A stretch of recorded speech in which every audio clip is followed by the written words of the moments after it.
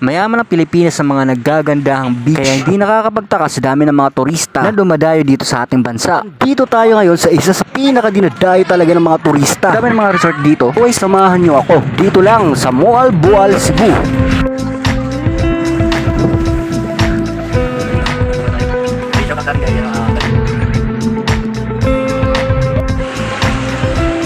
From Calbayog City, babiyahe kami sa barko. Ready, nakapak na yung mga gamit ko. Babay muna kay Beauty at Divorcio. Kaya nagbarker muna ako papuntang Pantalan. Aabot kami ng 3 to 4 days doon. Kaya sobrang excited ko sa part na to sa mga pupuntahan namin. Kailangan pang i-reprogram yung gate para gumana. Ito nga pala ang exit at entrance ng Pantalan dito sa lugar namin. Kaya pagkatapos magbayad, diretso na kami ng barko. At sakto, padoong na yung barko. Bali na magbalik nga pala kami dito, guys. Sa trip na to, kasama ko nga pala si Airpat at Airmat ko. Isikat nga pala kami dito sa Calbayog, guys. Pero eto lang pwede ngayon masakyan, kaya wala na kaming no choice.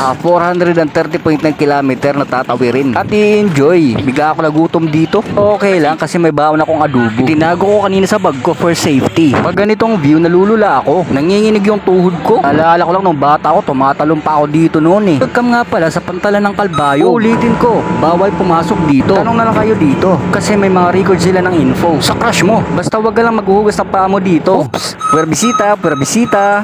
Bisita puera. At itinaas na nga ang mahiwagang siko ni Optimus Prime. Sa itaas naman dito nakalagay ang mga fishing reel ni Optimus Prime. Ito solid, sobrang pulido. Fishing line ni Optimus yan. Sa sobra ng daming higaan dito, kulang kasi yung nagbiyahe ngayon. Kailang baka malimutan, ito nga pala yung gali nila. Inalam, sa bahay pa ako ngayon, nandito na kami sa barko, bumibiyahe. Guys, if you need anything, magpunta kayo dito. Ready sila i-assist kayo. Medyo malakas pala yung alon, kaya napahimbing yung tulog ko dito. 5 hours na lang napaghihintay, andun na kami sa Cebu. At pagkagising ko, good morning Cebu. Medyo mahaba-haba pa yung babiyahe natin, kaya kain muna tayo pang breakfast. Nakasuway na ba mo na exit na going upstairs? At trivia lang, sa lawak ng ocean, 5% pa lang na-discover ng mga nag-discover nito.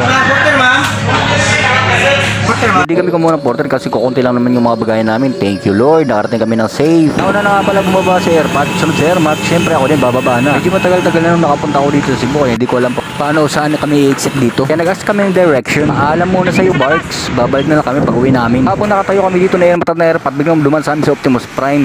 Hi Prime, welcome to my vlog. Alas 12 na rin, kaya kailangan namin kumain. Nanggaroon pa kami ng makakainan, kaya napag-decision na namin na dito na kami kumain. Dito lang yan sa Sunburst. Masarap daw kasi yung fried chicken dito at iba't ibang nakakatakam na pwedeng orderin dito. This is my first time na kumain dito. At napakaswabe ng dining area nila. Ma-amaze ka talaga. Pakasarap ulitin. Kaya pagkatapos kumain, nag-ikot-ikot na muna kami dito sa mall. Kung nga pala yung palatandaan kung saan nakapark yung sasakyan namin para pag-alis din kami mahirapan hanapin. Hello, welcome to Jollibee. Ang ganda talaga ng SM Mall dito sa Cebu. Kasi feeling vlogger tayo, mag-video-video na muna tayo dito. Pasensya rin kayo sa suot kong t-shirt kasi tatlong damit lang yung baon ko dito. So I decided na hindi na lang umakyat, baka may bayad. Na-video ko talaga itong magandang Koreana. Ang ganda talaga niya. Iintindihan ko naman kung ba't nagsiselis yung mga tao sa likod ko pag nagbablog ako. I get it. Mabuti pa itong lahat na nasa likod ko. Di just don't care or hindi lang nila na nagbablog ako. Katilaw na ba mo aning strawberry?